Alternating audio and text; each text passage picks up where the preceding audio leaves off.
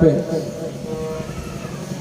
याज्ञवल्क्य जी भरद्वाज जी को कथा सुना रहे हैं प्रयागराज में।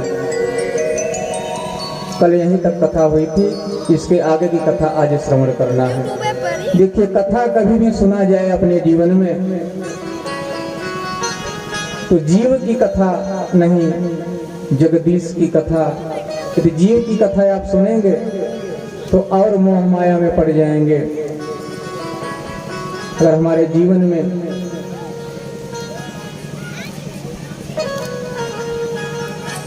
हमें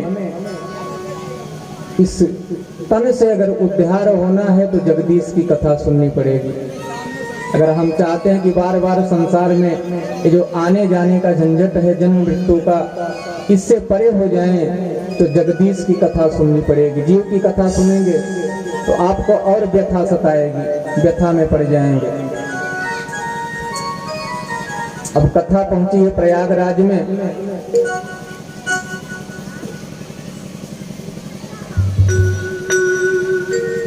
लोग कहते हैं कि श्रीमद् भागवत की जो कथा है, यदि उसको श्रवण कर लिया जाए तो हमारे जीवन से मृत्यु का भय समाप्त हो जाता है। यही ना होता महाराज जी? भागवत की कथा क्या करती है?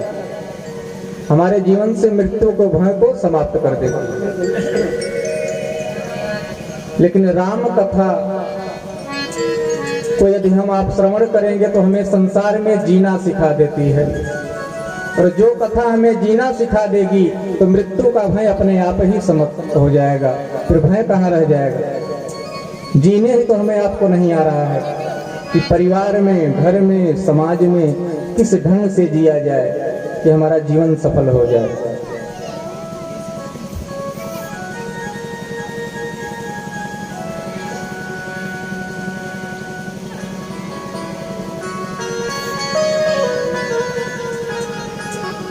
इसलिए कहना है कि पहले जीना सीख लिया जाए तो मृत्यु का भय अपने आप ही समाप्त हो जाएगा। क्योंकि कहा गया है, कृति यशस्य जीवते, जीवन में जिसकी कीर्ति है, जैसे हम पूरा जीवन संसार में रहे, जिए और हमारी मृत्यु हो गई, चले गए, उस जीने का क्या मतलब?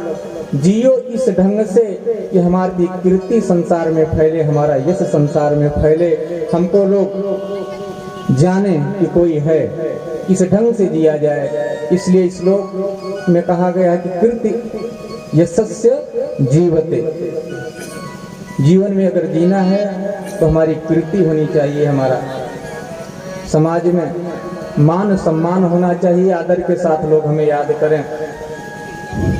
और जीवन में कीर्ति किसकी है?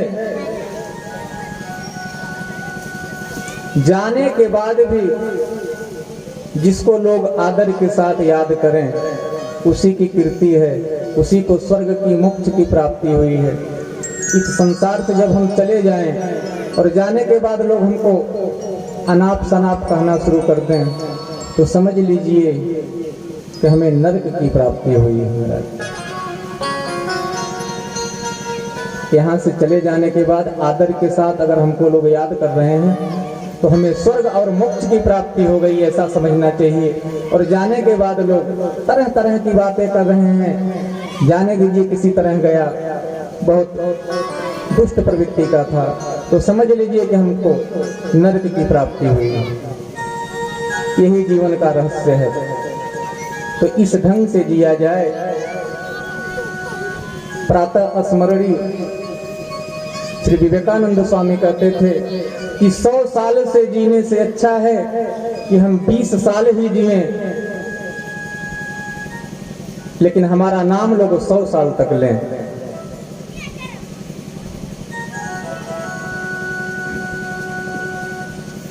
कहना है, संत लोग गाते हैं कि हम रहे ना मोहब्बत रहेगी,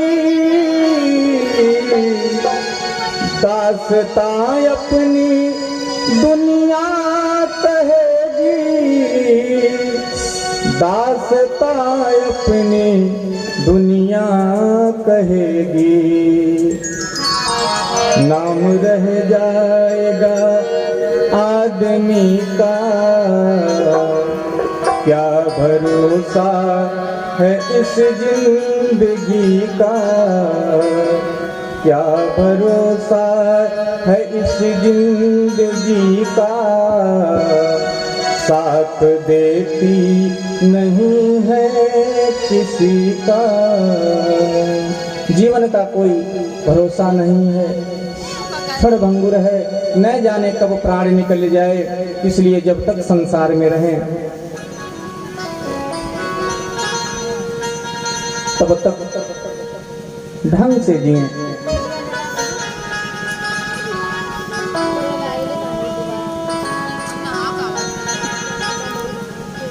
देखिए यही होता है, जैसे आप लोग यहाँ पर कथा का आयोजन किए हैं, हम लोग तो कथा करके 5 दिन 6 दिन 7 दिन में यहाँ से चले जाएंगे, लेकिन जहाँ तक भी ये कथा की आवाज़ जा रही है तो लोग चर्चा करेंगे, बार बार पूछेंगी कि अरे आप लोग वही हैं लखना पार वाले जो मंदिर पे, हनुमान जी के मंदिर पर यज्ञ और श्री राम कथा कराए थे। यही कीर्ति है, बार बार चर्चा करेंगे और कई वर्षों तक ये चर्चा चलती रहेगी कि वहाँ फला समय में श्री राम कथा हुई थी।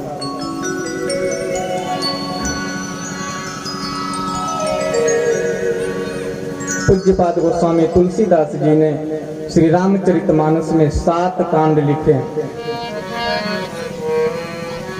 अब आप कहेंगे कि 7 ही कांड बाबा क्यों नहीं लिखे? एक रामाराव है ज्वाला प्रसाद जो मुंबई से छपता है, उसको बाबा ने नहीं लिखा है। बाबा सिर्फ 7 ही कांड लिखे हैं। पहला कांड बाबा लिखे हैं बाल कांड, दूसरा कांड लिखे हैं अयोध्या कांड, तीसरे कांड में लिखे हैं अरण्य कांड, चौथा कांड लिखे हैं किष्किंधा कांड, 5वां कांड लिखे हैं बड़ा ही सुंदर कांड, और 6ठा कांड लिखे हैं युद्ध कांड जिसे लंका कांड भी कहा जाता है, और 7वां कांड लिखे हैं उत्तर कांड। श्री रामचरितमानस यदि आप पढ़ रहे हैं, उसका अध्ययन कर रहे हैं, पारायण कर रहे हैं, तो उत्तर कांड पढ़ लीजिए, रामचरितमानस का पूरा रहस्य आपके समझ में आ जाएगा। सर्वप्रथम बाबा ने वंदना किया है वर्णानामर्थ संधानम रसानाम छंदसामपि मंगलानां च कर्तारो वंदे वाणी विनायको। एक ही श्लोक में बाबा श्री गणेश जी और माता सरस्वती की वंदना कर दिए।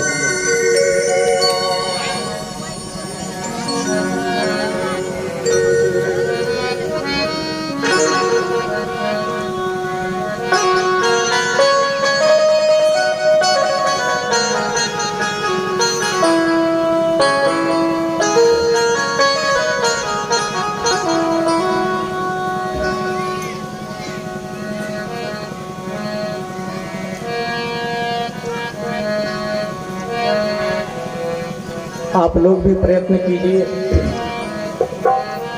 कि जो भी कार्य आप अपने जीवन में कर रहे हैं,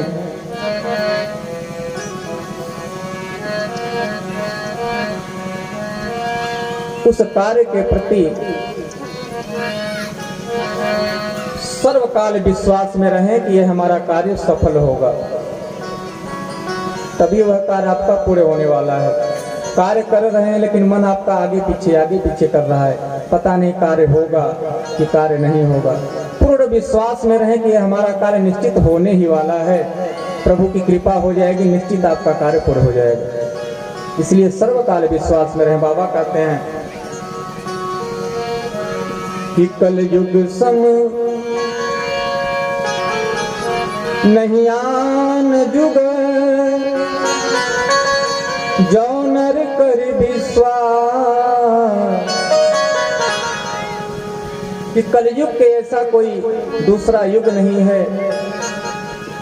विश्वास के साथ आप अपना कार्य करिए, निश्चय ही वो है पूर्ण हो जाएगा, इसमें संशय नहीं है।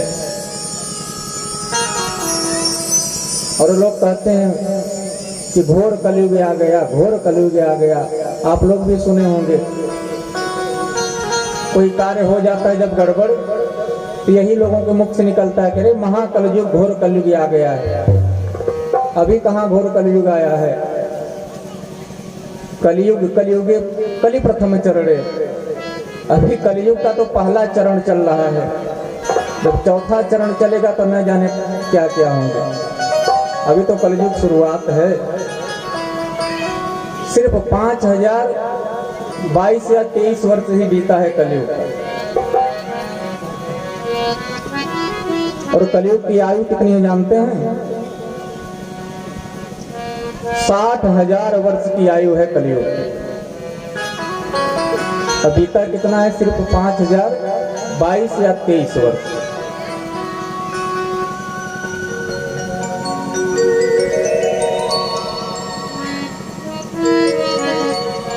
और भविष्य पुराण में लिखा है कि कलयुग के चौथे चरण में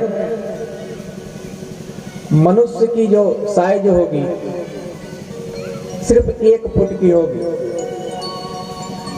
और अहंकार इतना होगा उनके अंदर कि जैसे अमृत पी के प्रकट हो गए हैं, और महज 1 ही फुट के होंगे।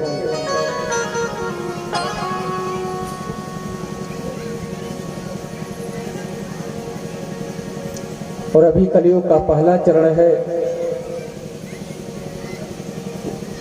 चकाचक अपना जीवन का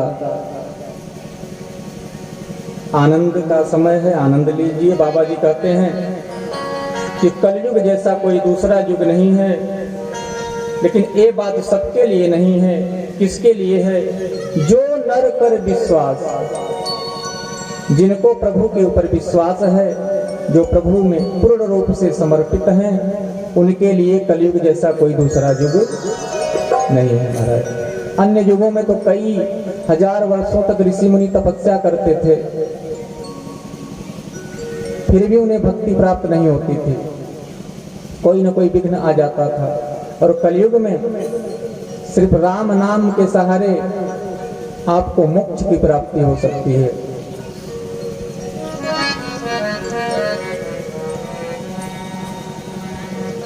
बाबा कहते हैं कि गाय राम गुण गण सरित, गाय राम गुण गण विमल, भव कर भी नहीं प्रयास। इस भव रूपी संसार को पार करने के लिए कोई प्रयास नहीं करना पड़ेगा। जीव अपने घर में बैठकर ही प्रभु राम नाम का कीर्तन करके इस संसार रूपी भवसागर से पार हो सकता है। इतना सहज सरल किसी युग में नहीं है। इसीलिए कलयुग में नाम की महिमा है। आगे स्मरण करेंगे हम और आप। विश्वास में रहिए आप। संत लोग कहते हैं कि यदि हमारा बेटा बकलोल है और दूसरे का कन्हैया है, तो हमारे किस काम का? हमें जब भी काम आएगा हमारा वह बकलोलवा ही आने वाला है, दूसरे का नहीं आने वाला है। इसलिए सर्वकाल विश्वास में रहिए, राम नाम का संकीर्तन करते रहिए। निश्चित हमें प्रभु के शरण चरण की प्राप्ति हो जाएगी।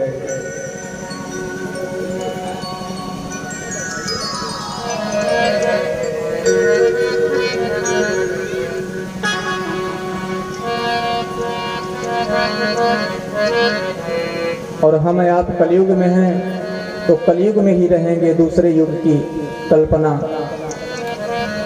करने से कुछ प्राप्त नहीं होने वाला है।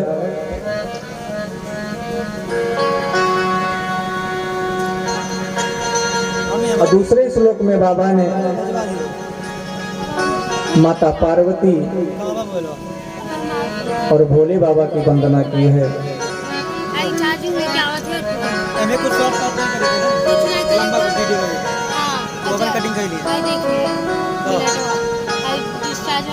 तीसरे श्लोक में गुरु तत्व की वंदना बाबा ने किया। चौथे और पांचवें श्लोक में वाल्मीकि जी और हनुमान जी की वंदना किए हैं। पांचवें में पालन और संहार करने वाली शक्ति स्वरूपा माता जी की वंदना किए हैं। छठवें श्लोक में राम जी की वंदना किए हैं। और सातवें श्लोक में बाबा कहते हैं कि नाना पुराण निगमा समंतम पद रामायणे निगदितं क्वचिदन्ततोऽपि स्वान्तः सुखाय तुलसी रघुनाथ गाथा भाषा निबंधमति मंजुल मातनोति। देखिए, अब तक मैं जानता था कि स्वान्तः सुखाय बाबा गोस्वामी तुलसीदास जी ने स्वयं के लिए रामचरितमानस की रचना किए हैं।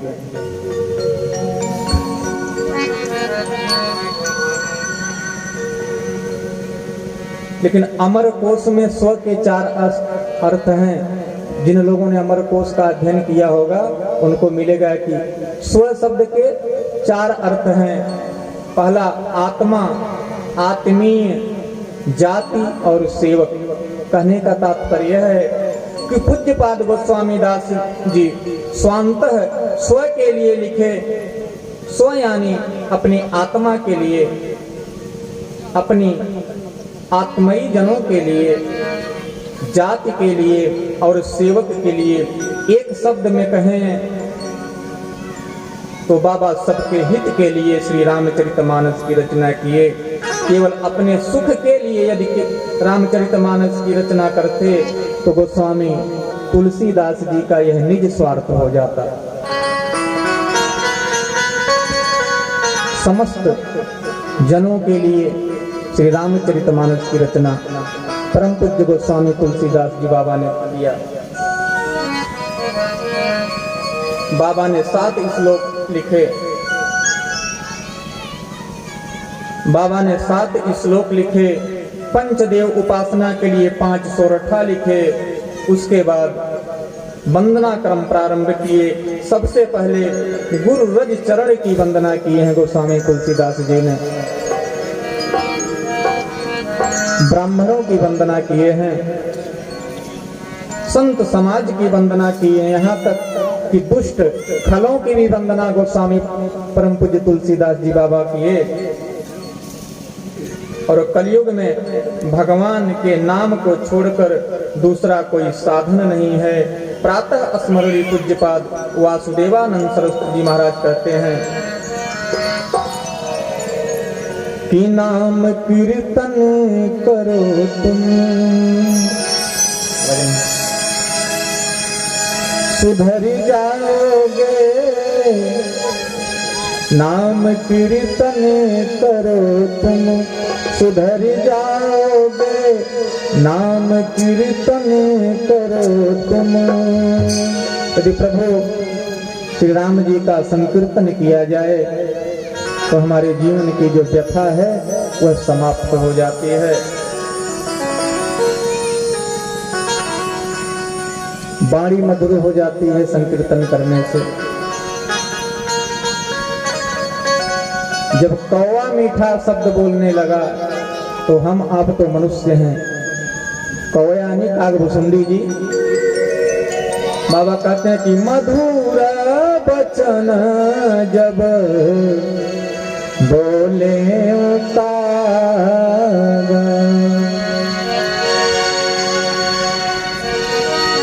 कौवा सत्संग का ऐसा, कीर्तन का ऐसा प्रभाव हुआ कि कागभूषुंडी जी कौवा महाराज हैं, वह भी मीठा शब्द बोलने लगे। जबकि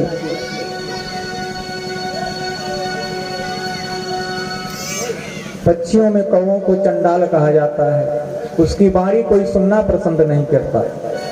फिर भी कौवा जब मीठा बोलने लगा, सत्संग के प्रभाव से, राम नाम के संकीर्तन से, तो हम आप तो मनुष्य हैं।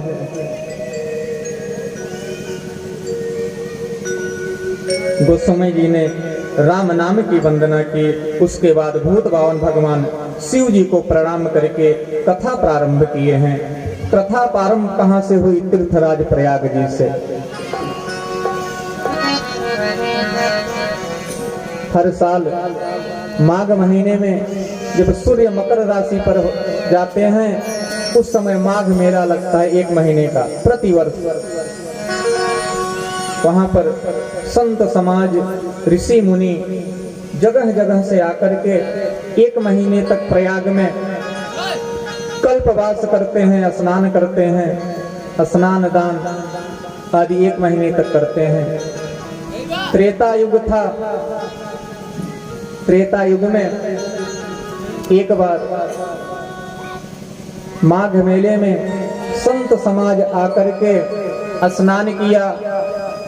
जब मेला समाप्त हुआ तो ऋषि लोग अपने अपने स्थान को जाने लगे, अपने अपने आश्रम को जाने लगे। और प्रयागराज में ही भरद्वाज ऋषि का आश्रम है। आज तो वहाँ की सारी व्यवस्था सरकार करती है। कुंभ मेला लगता है, माघ मेला लगता है, तो सारी व्यवस्था सरकार की होती है।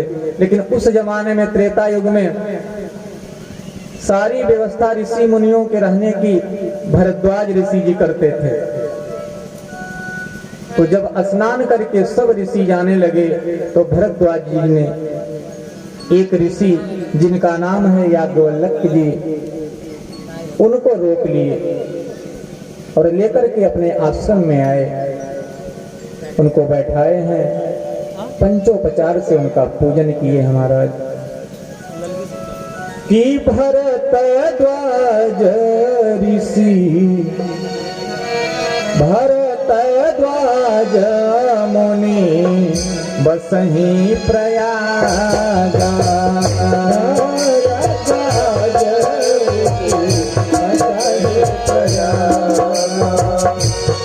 नहीं राम पद अति अनुरागा।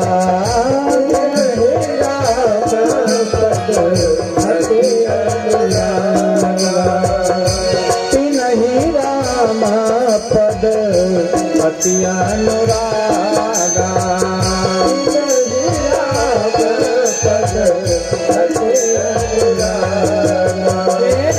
तापस समागम दया निधाना।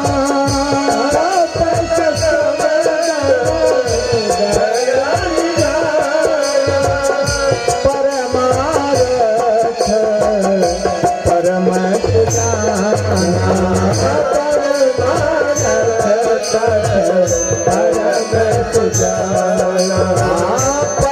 परमारथ पद परम सुजाना। परमारथ पद परम सुजाना। शागबलिका मुनि परम विवेकी। याज्ञवल्क्य मुनि परम विवेकी। भरद्वाज हे पद टेकी। भरद्वाज हे पद टेकी। भरद्वाज हे पद टेकी। भरद्वाज हे पद टेकी।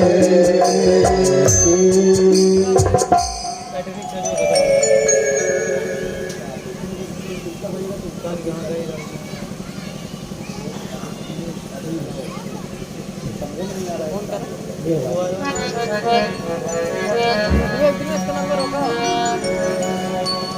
भरद्वाज जी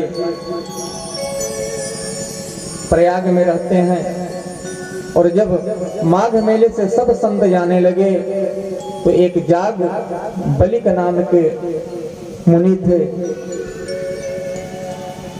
उनको अपने आश्रम में लेकर गए, आदर के साथ उनका पूजन किए।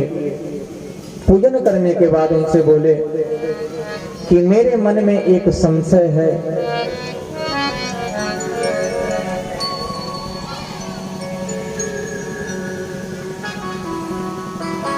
अभी देखिए भरद्वाज जी डर भी रहे हैं और लजा भी रहे हैं। डर इसलिए रहे हैं कि कहीं याज्ञवल्क्य जी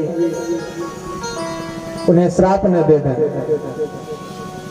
और लजा इसलिए रहे हैं कि वाल्मीकि जी के शिष्य हैं,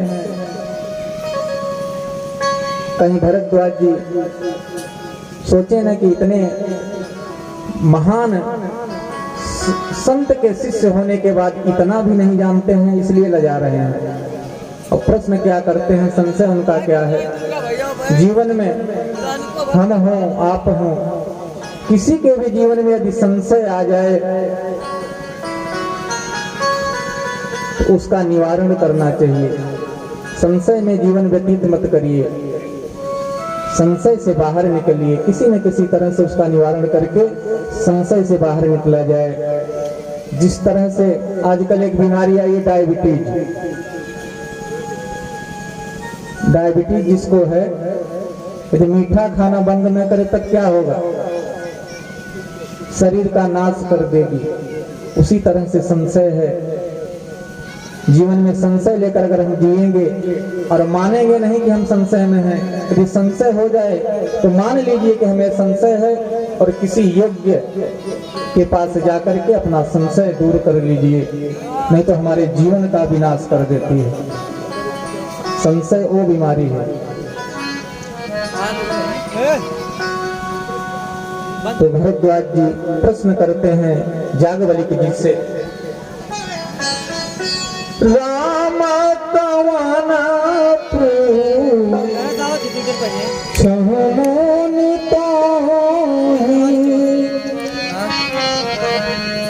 अरे कहिए बुझाए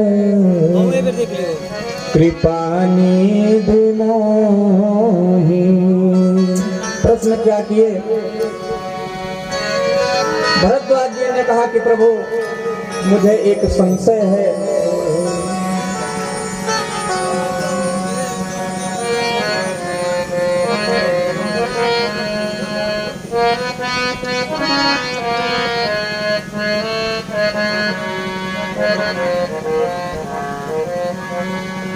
और राम कथा क्या करती है। बाबा गोस्वामी दास जी लिखते हैं कि जीवन में यदि हमारे संशय आ जाए तो राम कथा उस संशय को दूर कर देती है। बाबा लिखते हैं कि राम कथा सुंदर कर तारी, राम कथा सुंदर कर तारी, राम कथा सुंदर कर तारी, राम कथा सुंदर कर तारी, संशय विहग उड़ावन हारी, संशय विहग उड़ावन हारी, संशय विहग उड़ावन हारी, संशय विहग उड़ावन हारी, संशय विहग। जैसे यहाँ पर पेड़ है, पेड़ पर पक्षी आकर बैठ जाए और किसी ने आकर के जोर से ताली बजा दिया तो सारे पक्षी उड़ जाएंगे। उसी तरह है राम कथा ऐसी तारी है सत्संग रूपी कि हमारे जीवन के जो भी संशय हैं राम कथा रूपी ताली बजाने से, सत्संग करने से हमारे जीवन के सारे संशय समाप्त हो जाते हैं। कथा सुनने के बाद बाबा कहते हैं कि कथा सुनने के बाद संशय रहे ये संभव ही नहीं है। भरद्वाज जी का संशय क्या है कि प्रभु जिस राम को कहते हैं कि एक राम जी को तो मैं भी जानता हूं, जो राजा दशरथ के पुत्र हैं, पिता की आज्ञा से वन में गए और वन में जाने के बाद उनकी धर्मपत्नी सीता को रावण हरण करके लेके चला गया और रावण को मार करके सीता को लेके पुनः अयोध्या में आए। एक राम को मैं भी जानता हूं और एक राम को जो शिव जी जपते हैं, जिस राम को शिव जी जपते हैं और जिन राम को मैं जानता हूँ, यह दोनों एक ही राम जी हैं कि मेरे वाले कोई और हैं और शिव जी वाले कोई और राम जी हैं? यही प्रश्न है भरद्वाज जी का।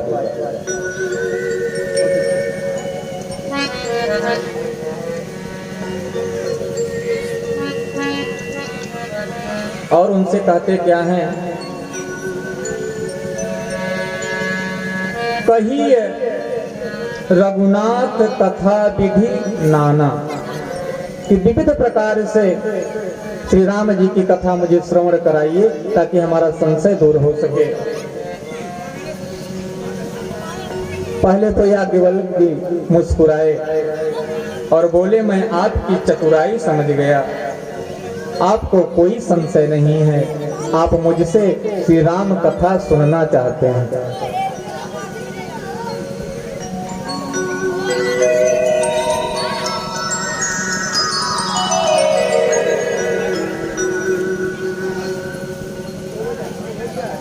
भगवान की कथा आप मुझसे सुनना चाहते हैं,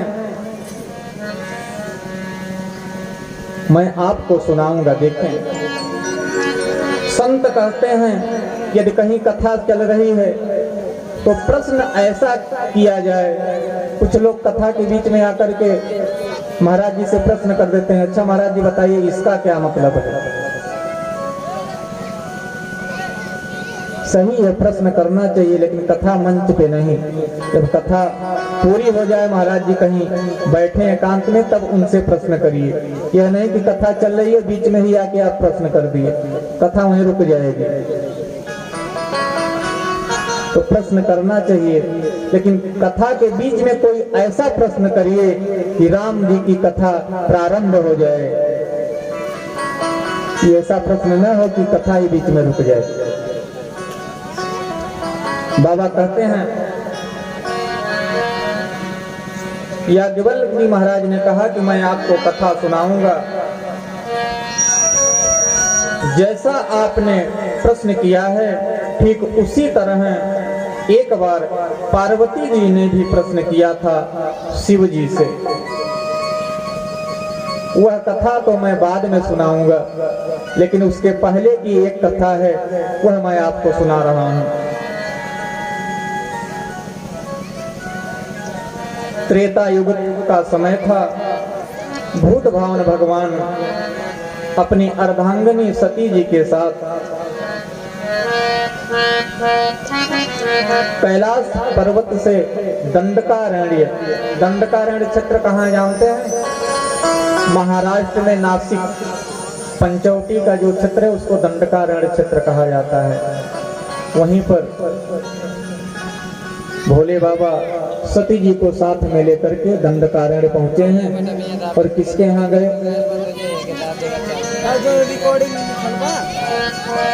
जहाँ अगस्त जी ऋषि का आश्रम है। एक बार शिव जी अगस्त जी के पास कथा सुनने चले गए। और कौन सी कथा? राम जी की, कि एक बार त्रेता युग माही शंभु गए तुम बजरी के भाई। एक बार त्रेता युग माही शंभु गए तुम बजरी के भाई। एक बार त्रेता युग कुंभजर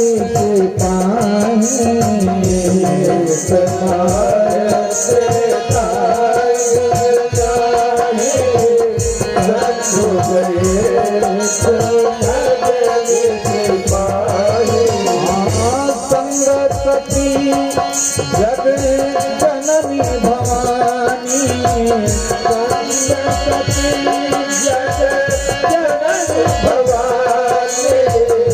पूजन ऋषि अखिलेश्वर जाने पूजन अखिलेश्वर जाने पूजन ऋषि अखिलेश्वर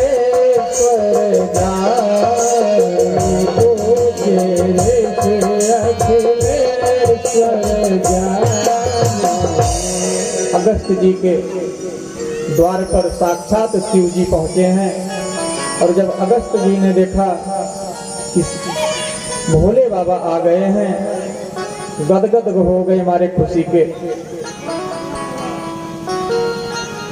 ऊंचे आसन पर बिठा करके शिव जी और सती का लगे पूजन करने।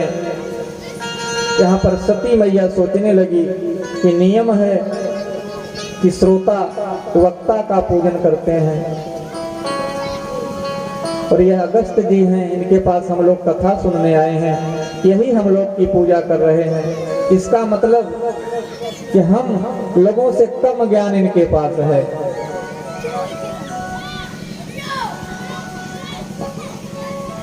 जब श्रोता ही वक्ता ही श्रोता की पूजा करने लगे, अब वह तो यह सोचकर पूजा किए त्रिलोकीनाथ भोले बाबा सौभाग्य की हमारे आश्रम में आ गए, विधि पूर्वक उनका पूजा किए। लेकिन माता जी सोच रही हैं कि हम लोगों से कम ज्ञान इनके पास है, इसलिए हम लोगों की पूजा कर रहे हैं। जिसको कम ज्ञान है उससे कथा क्यों सुनी जाए? ये क्या हम लोगों को कथा सुनाएंगे? कह रही हैं कि बाबा भी न जाने कहां कहां लेकर चले जाते हैं। परिणाम क्या हुआ? 9 दिन तक सती जी भोले बाबा के साथ में बैठी तो जरूर थी, लेकिन कथा नहीं सुनी। कथा सिर्फ भोले बाबा ने ही सुना।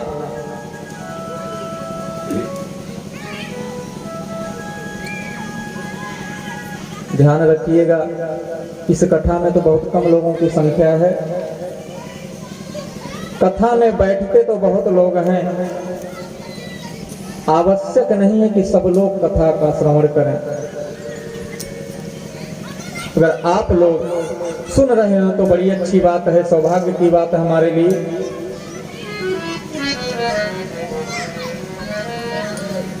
यदि आप लोगों में से एक जन ने भी कथा श्रवण कर लिया और उस कथा को अपने जीवन में उतार लिया, तो हम समझेंगे कि हमारा कथा कहना और कथा कराने वाले दोनों लोगों का कल्याण हो गया।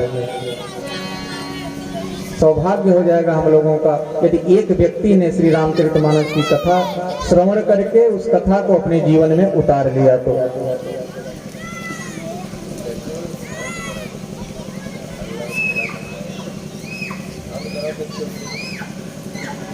और कथा को सुना किसने? सुनी केवल महेश परम सुख मानी।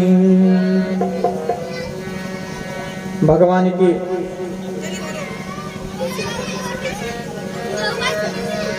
भक्ति प्राप्त हो जाए, उसके लिए मैं एक उपाय बताऊं, सरल उपाय। कथा क्या?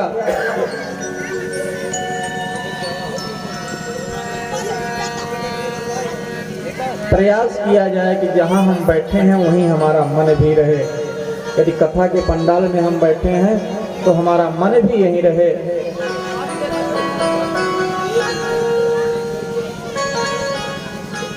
ए भाई, आप श्रेष्ठ जनों से निवेदन है, जरा बच्चों को शांत करवाइए। इधर ही हल्ला गुल्ला उधर भी हल्ला गुल्ला। इनको शांति से बैठा दीजिए, कोई एक जन खड़े हो जाइए, बच्चे हैं, इनको अगर शांति से बैठाएंगे तो बैठ जाएंगे। यदि कथा में हम बैठे और हमारा मन भी हमारे साथ है तो समझ लीजिए कि हमें राम जी की भक्ति प्राप्त हो जाएगी। यदि हम बैठे कथा में हैं और मन कहीं और है तब कहाँ हमको भक्ति प्राप्त होगी।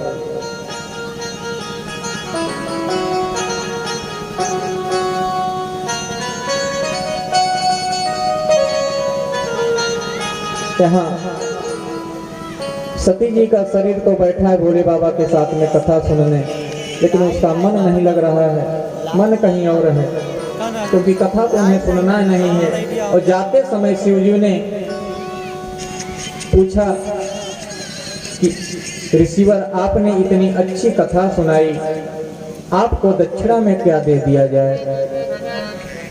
अगस्त जी सोचने लगे कि जिस राम जी की कथा मैंने भोले बाबा को सुनाई है, उस राम जी के भक्ति प्रदान करने का जो टेंडर है सिर्फ शिव जी के पास ही है। क्यों न शिव जी से राम जी की भक्ति मांग ली जाए। जैसे ही अगस्त जी ने राम जी की भक्ति मांगे, बाबा बोले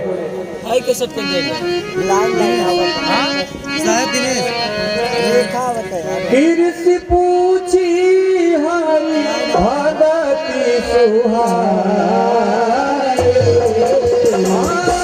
ऋषि पूछी हरि भगति सुहाए, ऋषि पूछी हरि भगति सुहाए, कहिए शंभो अधिकारी पाए, शंभो अधिकारी पाए, कहिए शंभो अधिकारी पाए, कहिए शंभो अधिकारी पाए।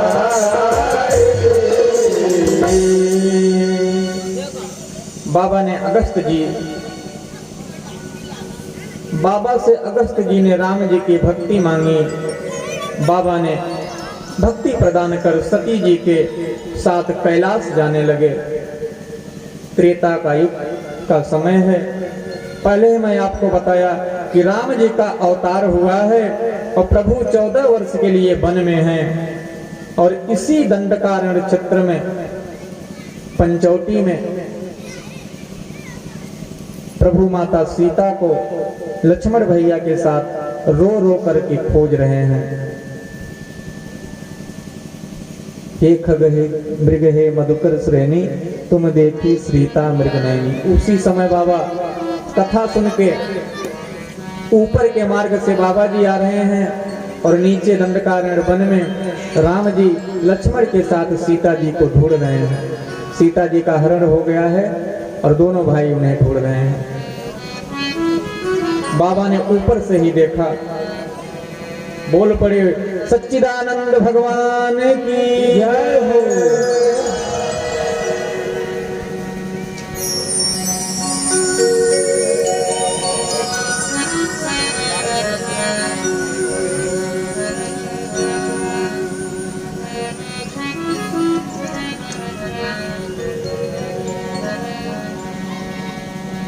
अब बाबा ने उन्हें देखा, लेकिन सोच रहे हैं कि प्रभु का गुप्त रूप में अवतरण हुआ है।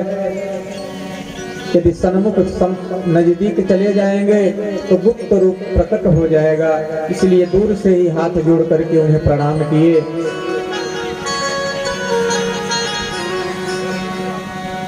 शिव जी गदगद हो गए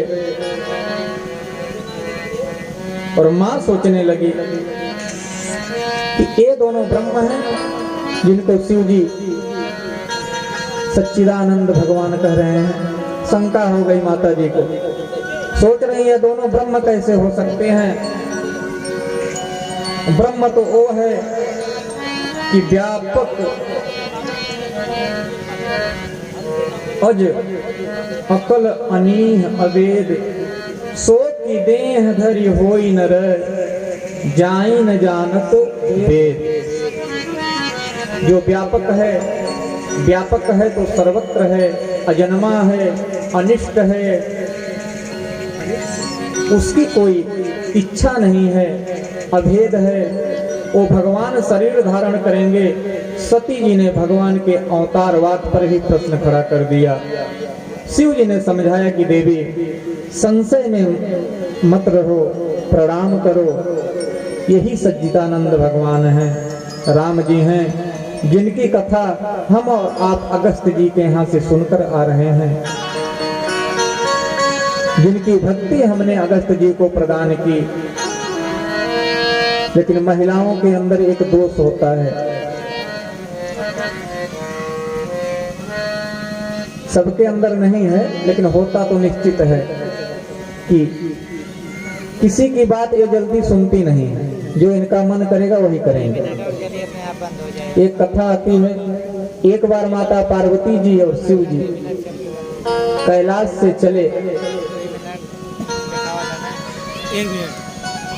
बाबा बोले कि कैलाश पे रहते रहते बहुत दिन हो गया है, विचार है थोड़ा कहीं घूम कर आए। तो जब बाबा जी तैयार हुए तो माता जी भी उनके साथ चल दी। अरे बाबा बोले देवी मैं पता नहीं कहाँ कहाँ जाऊंगा, आपको साथ में कहाँ लेकर जाऊंगा। लेकिन देवी जी कहाँ मानने वाली हैं, वो भी साथ में चल दी। एक जगह है, वन में गए और बाबा आसन लगाकर बैठ गए। माता जी भी उनके बगल में बैठी हैं। तब तक होता क्या है कि कहीं से जल के कुछ छींटे माता जी के शरीर पर आकर गिरते हैं और माता जी लगी शिव जी को जगाने।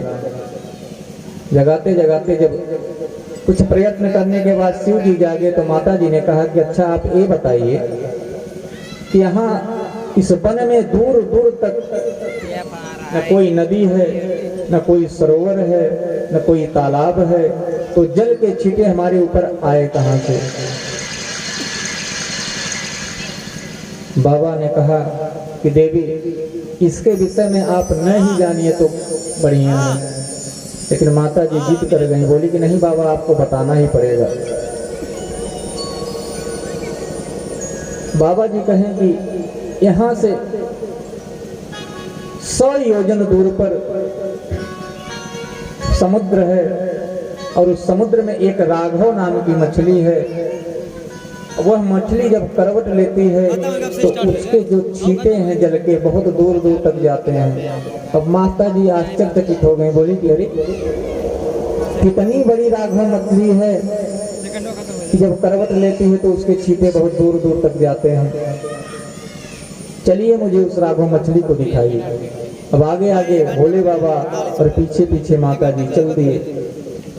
जब वहां पहुंचे तो माता मछली को देखने के बाद हाथ जोड़ करके प्रणाम की और बोली कि धन्य है राघव मछली, आपकी इतनी विशाल काया, इतनी महिमा कि जब आप करवटें बदलती हैं 100 योजन तक जल के छींटे चले जाते हैं। माता जी ने कहा कि मैं धन्य नहीं हूँ देवी, धन्य तो वो है कि जिसके अंदर मैं निवास करती हूँ। माता जी ने कहा कि किसके अंदर आप निवास करती हैं? मछली ने कहा कि समुद्र देवता की। अब फिर शिव जी से बोली माता कि अब हमें समुद्र देवता की परिक्रमा कराइए। बाबा ने कहा कि देवी इस भूमंडल पर 3 भाग जल ही जल है, 1 ही भाग तो धरा है। कितना मैं आपको घुमाऊंगा, कितना किसके किसके दर्शन कराऊंगा, बहुत दूर है, दर्शन मत करिए। लेकिन माता जी कहाँ मानने वाले। अब आगे आगे बाबा जी पीछे पीछे माता जी चल दी। पहुंचे हैं समुद्र देवता के पास। माता ने हाथ जोड़ करके प्रणाम किया कि हे माँ, जिस माता जी ने प्रणाम किया समुद्र देवता की कि हे समुद्र देवता, आप धन्य हैं, आपकी महिमा धन्य है न जाने कितने राघों मछलियां आपके अंदर अपना निवास स्थान बना के रखे हैं। समुद्र देवता ने कहा कि माता जी मैं धन्य नहीं हूँ। अरे धन्य तो ये पृथ्वी है कि जिस पर मेरा स्थान है। अब फिर माता जी जिद करके पृथ्वी की परिक्रमा करने चली गईं। पूरे पृथ्वी की परिक्रमा कर लें, उसके बाद पृथ्वी ने कहा कि माता मैं धन्य नहीं हूँ। धन्य तो वो है कि जिसके ऊपर मैं टिकी हुई हूँ। अब माता जी आगे आगे भोले बाबा पीछे पीछे माता जी पहुंच गए पाताल लोक को, शेषनाग के पास। अब शेषनाग के पास पहुंचने पर माता जी ने हाथ जोड़ करके प्रणाम किया। शेषनाग ने कहा कि माता मैं धन्य नहीं हूँ। अरे धन्य तो ये हैं जिनके साथ आप आई हैं। मेरे ऊपर ये पृथ्वी जरूर टिकी हुई है, लेकिन मैं तो सदा इनके गले में पड़ा रहता हूँ। सोचिए, माता जी ने विश्वास नहीं किया। जब शेषनाग ने बताया तब जाके उन्हें विश्वास हुआ। तब माता जी भोले बाबा से कह रही हैं, जब आप ही सब कुछ हैं तो मुझे इस पूरे संसार का भ्रमण क्यों करा रहे हैं। भोले बाबा ने कहा जब आप मेरी बात माने तब ना। अरे त्रेता युग में आपने हमारी बात मानी ही नहीं, आपको अपना शरीर का त्याग करना पड़ा। आप मानती कहाँ हमारी बात है। बोलिए बोल शिव शंकर भगवान की जय, माता पार्वती की जय। और बहुत कहने के बाद भी जब माता जी ने नहीं मानी तो शिव जी ने कहा कि देवी आपको संशय है तो जाओ परीक्षण कर लो, लेकिन ध्यान रहे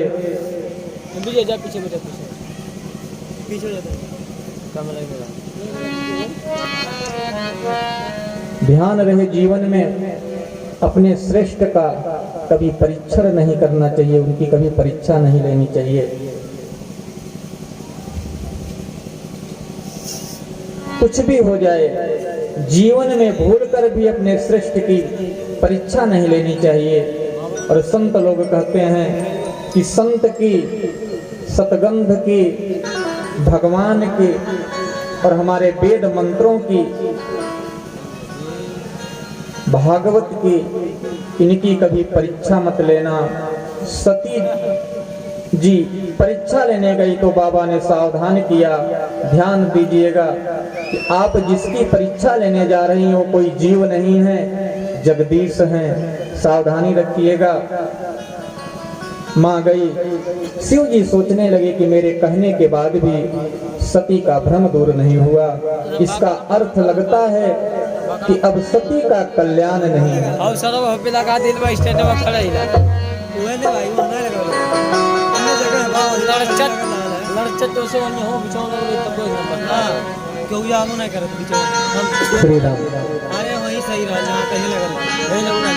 जीवन में यदि आपका कोई प्रिय हो, घर वाला, बाहर वाला, परिवार वाला, तो उसे समझाइए। यदि संशय में है तो उसे समझाइए। एक बार समझाइए, 2 बार समझाइए, 3 बार समझाइए। यदि समझ गया तो ठीक है, यदि नहीं समझ रहा है तो फिर आप समझ जाइए, फिर समझाइए मत। कि हुई है सोई जो राम रचिरा सोई है सोई जो राम रचिरा सोई है सोई जो राम रचिरा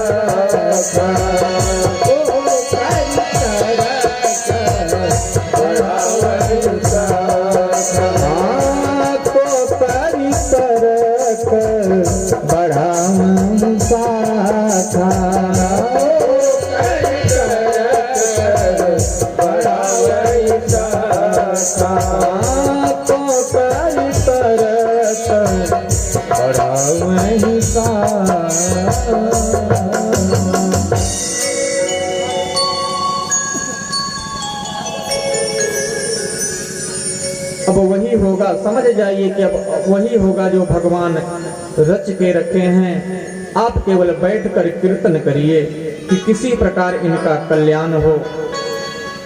शिव जी एक विशाल वट वृक्ष के नीचे बैठकर भगवान नाम का कीर्तन करने लगे।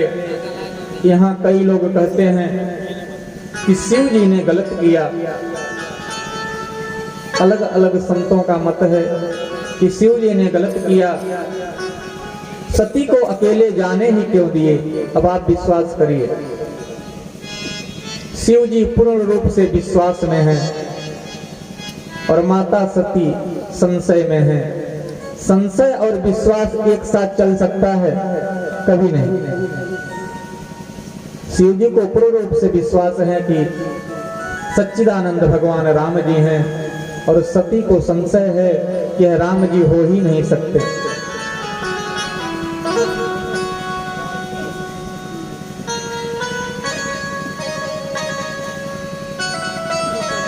सती जी वहां गई तो जरूर हैं, लेकिन जाकर के सीता जी का रूप बनाकर गई और यह विचार बनाकर गई कि अगर भगवान होंगे तो समझ जाएंगे कि ये सीता नहीं सती जी हैं, और अगर मनुष्य होंगे तो सीता सीता कहकर मेरे पास आ जाएंगे। राम जी ने दूर से ही देखा, हाथ जोड़कर प्रणाम किए। मायापति हैं भगवान राम जी, वो तो दूर से ही जान जाएंगे कि कोई माया का भेष बनाकर हमारे पास आ रहा है। कि लक्ष्मण जी क्या देख रहे हैं कि लक्ष्मण देखी उमा कर भेषा। लक्ष्मण जी कौन है? बैरागी हैं। 14 वर्ष तक अन्न का त्याग किए थे। बैरागी हैं लक्ष्मण जी, और वह सती को नहीं देख रहे हैं, उमा को देख रहे हैं जिनका अभी जन्म भी नहीं हुआ है। दूसरे जन्म की बात देख रहे हैं, यही ना महाराज। राम जी ने देखा और देखते ही राम जी ने हाथ जोड़ करके प्रणाम किया कि कहूं बहोरी कहाँ पी सके तो कहूं बहोरी कहाँ दे सके तो कहूं बहोरी कहाँ दी सके तो कहूं बहोरी कहाँ दे सके तो। दूर से ही शिव जी ने कहा कि अरे अकेले मत घूमिए, इसी वन में मैंने सीता जी को छोड़ा था अकेले, कोई उनका हरण करके ले गया, आप भी अकेले घूम रही हैं, जाइए जाइए बाबा के पास जाइए, नहीं तो कोई आपका हरण कर लेगा। आपको भी जब इतनी बात सती जी ने सुना, जब इतनी बात सती जी ने सुना तो मानो कि पैर के नीचे से जमीन ही खिसक गई महाराज।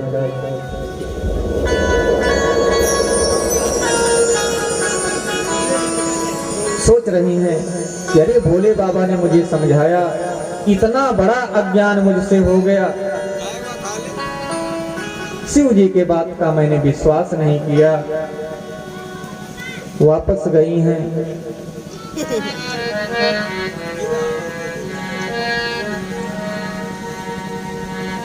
और जब राम जी देखे कि सती जब माया का रूप धारण करके सीता के रूप में हमारे पास आ ही गई हैं, तो हम भी अपनी कुछ माया दिखा दें। अब सती जी देख रही हैं, चारों तरफ जिधर उनकी नजर जा रहे उधर ही राम लक्ष्मण सीता सहित उन्हें दिख रहे हैं। आंख मूंद कर एक जगह बैठ गए। कुछ समय के बाद उठी हैं और पश्चाताप करते हुए भोले बाबा के पास चली हैं। और जब पहुंची हैं भोले बाबा के पास तो भोले बाबा बोले कि परीक्षा आपने ले लिया,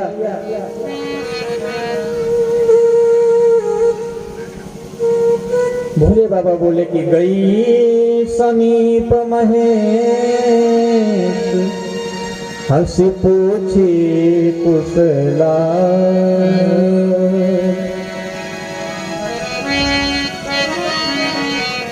माता जी मन ही मन सोच रही, अरे अभी अभी तो मैं गई हूँ, बाबा कुशल क्यों पूछ रहे हैं। फिर बाबा ने कहा कि देवी सत्य सत्य बताइए कि आपने परीक्षण कैसे किया। माँ तो सत्य ही बताना चाहती थी, लेकिन जिस माया का रूप बनाकर राम जी के पास गई थी, उसी माया के प्रभाव से सती जी के मुख से निकल गया, कछु न परीक्षा लीन गोसाई, कछु न परीक्षा लीन गोसाई, कीन प्रणाम तुम्हारे नाई, कीन प्रणाम तुम्हारे नाई। तब संतर दे कहूँ धर ध्याना, तब संतर दे कहूँ धर ध्याना, सत्य कीन चरित सब जाना, चरित सब जाना, सती कीन चरित सब जाना, सती कीन चरित सब जाना। बोलिए श्री रामचंद्र भगवान की जय। सती मैया ने झूठ कह दिया कि देखिए, यदि व्यक्ति झूठ बोलता है तो ये जो हमारी आंखें हैं यह बता देती हैं कि व्यक्ति हम आप झूठ बोल रहे हैं। झूठ बोलने वाला कभी नजर से नजर मिला के बात नहीं करेगा। जब वो बात करेगा तो कभी इधर देखेगा, कभी उधर देखेगा, कभी ऊपर देखेगा, नजर मिला के बात नहीं करेगा।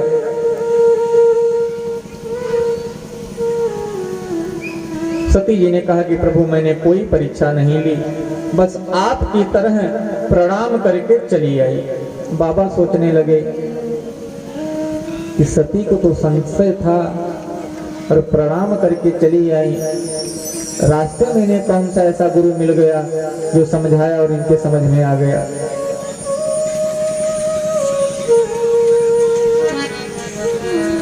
माता ने कहा कि मैंने प्रणाम करके ही चला गया, मैं चली आई हूँ प्रणाम करके ही। अंतर सिर्फ इतना है कि आपने ऊपर से आते हुए रास्ते में प्रणाम किया और मैं करीब जाकर के उन्हें प्रणाम की। बाबा समझ गए कि सती झूठ बोल रही है। शंकर जी ध्यान में गए और जाकर सब देख लिए कि सती मेरी माँ सीता का रूप बना करके मेरे इष्ट प्रभु राम जी के सामने गई थी। बाबा संकल्प कर लिए कि आज से सती मेरी माँ के समान है, यदि मैं इसके साथ संसार में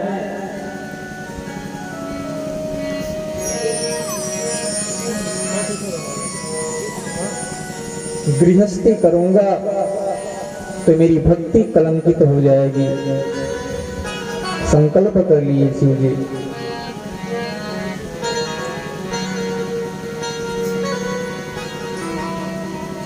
राम जी के चरणों का ध्यान करके मन ही मन संकल्प कर लिए। बाबा कहते हैं यही तान सतिय भेटी मोहि नाहि, यह तान सतिय भेटी मोहि नाहि, शिव संकल्प किन मान माहि, शिव संकल्प किन मान माहि। ये संकल्प और प्रतिज्ञा दोनों में अंतर है। संकल्प मन ही मन किया जाता है और प्रतिज्ञा भुजा उठा कर की जाती है।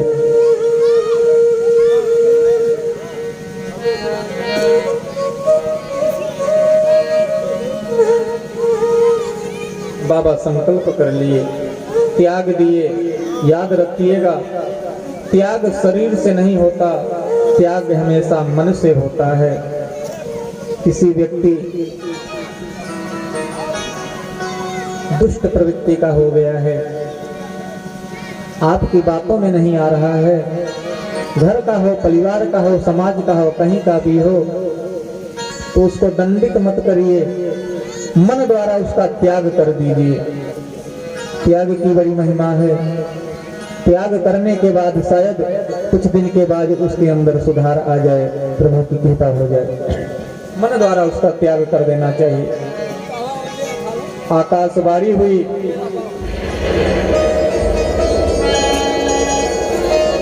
शंकर जी की बड़ी प्रशंसा की देवताओं ने और बोले कि बाबा भोलेनाथ के जैसा भक्ति वाला और कौन हो सकता है, जो अपने अर्धांगिनी धर्मपत्नी का भी भक्ति के लिए त्याग कर दिया। बोलिए शंकर भगवान की जय। और बाबा 87,000 वर्ष के लिए समाधिस्थ हो गए महाराज। और जब समाधि से जागे हैं तो राम नाम का संकीर्तन किए हैं कि सीताराम सीताराम सीताराम कहिए, जय विधि राखे राम, जय विधि कहिए। सीताराम सीताराम सीताराम कहिए, यही विधि राखे राम, सीताराम सीताराम सीताराम कहिए, जय विधि राखे राम, कहीं विधि रहिए। सीताराम सीताराम सीताराम कहिए, यही विधि राखे राम, कहीं विधि रहिए। सीताराम सीताराम सीताराम सीताराम सीताराम सीताराम जय सीताराम। सीताराम सीताराम सीताराम जय सीताराम। सीताराम सीताराम सीताराम जय सीताराम। सीताराम सीताराम सीताराम सीताराम सीताराम सीताराम सीताराम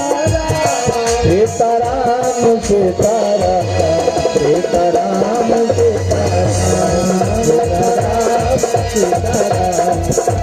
सीताराम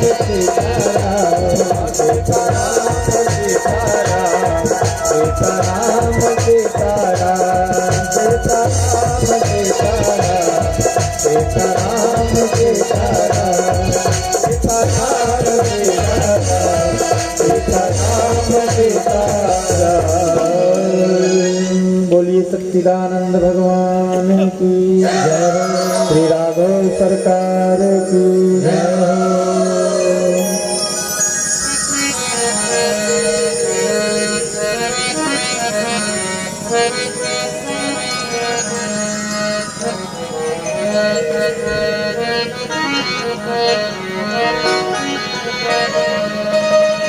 राम जी के चरणों का ध्यान करके मन ही मन जब 87,000 वर्ष समाधि से बाबा जागे हैं, उठे हैं, तो राम जी के चरणों का ध्यान करके मन ही मन राम जी का संकीर्तन किए हैं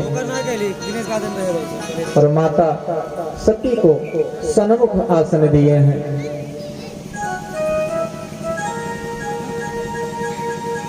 उसी समय एक घटना घटती है महाराज। सुनना पड़ा था।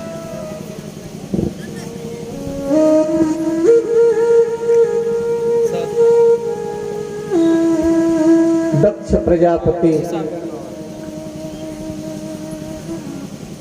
एक बार की कथा है कि दक्ष देवताओं की एक सभा लगी हुई थी। वहां पर ब्रह्मा, विष्णु, महेश सभी देवता लोग वहां पर उपस्थित थे। वहां पर ब्रह्मा जी ने राजा दक्ष को प्रजापतियों का सभासद नियुक्त कर दिया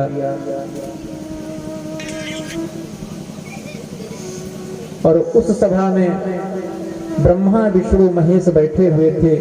और जब दक्ष वहां पर पहुंचे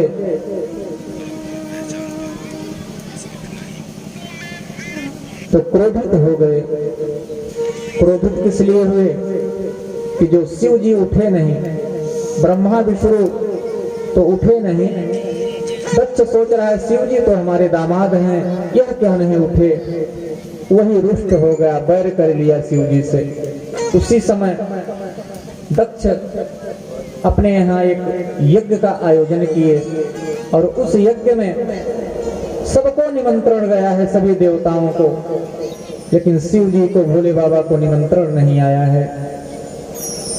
और शिव जी अपने सन्मुख माता सती को बैठा करके कथा सुना रहे हैं। और उसी समय देवता लोग अपने पुष्पक विमान से कैलाश होते हुए जा रहे हैं।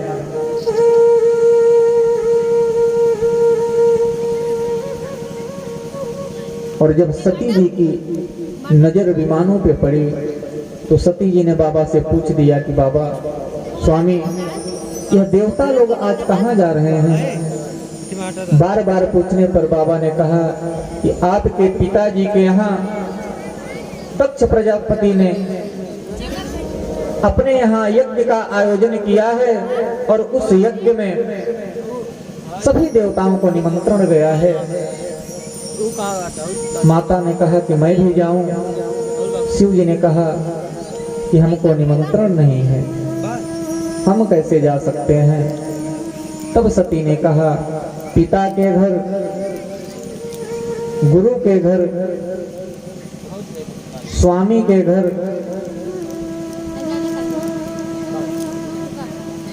बिना निमंत्रण के भी जा सकते हैं, ऐसा हमारे वेद शास्त्र बताते हैं।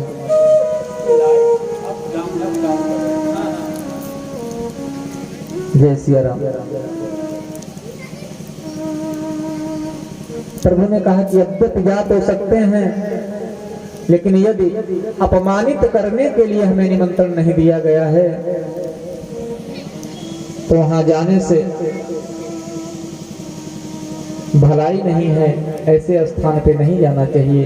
लेकिन माता जी ने जिद किया। प्रभु ने अपने दो मुख्य गणों को देकर के माता जी को विदा किए हैं।